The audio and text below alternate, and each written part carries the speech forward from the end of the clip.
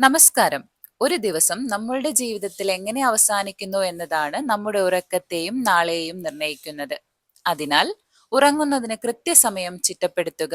കിടക്കുന്നതിന് മുന്നേ ദന്തശുദ്ധി വരുത്തി കൈയും കാലും കഴുകി വന്ന് കിടക്കയിലിരുന്ന് ശിവക്ഷമാപണ സ്തോത്രം ജപിക്കണം.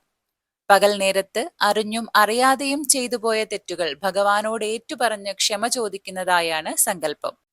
ഓം കരചരണകൃതം വാ കായജം കർമ്മജം വാ ശ്രവണനയനജം വാ മാനസം വാപരാധം വിഹിതമവിഹിതം വാ സർവമേ തച്ഛമസ്വ ശിവ ശിവ കരുണാബ്ദേ ശ്രീ മഹാദേവ ശംഭോ.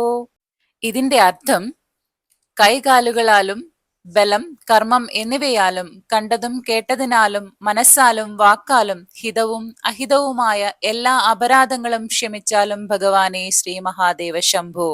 ശേഷം ഒരു നിമിഷം കണ്ണടച്ചു പറയൂ, ഭഗവാനെ ഇന്ന് എന്നെ കാത്തു സൂക്ഷിച്ചതിന് നന്ദി. ഈ മന്ത്രം നിത്യവും ഉറങ്ങുന്നതിന് മുൻപായി ഒരു തവണയെങ്കിലും അർത്ഥമറിഞ്ഞു ജപിച്ചാൽ മനസ്സ് ശാന്തമാകുകയും സുഖമായ ഉറക്കം ലഭിക്കുകയും ചെയ്യും.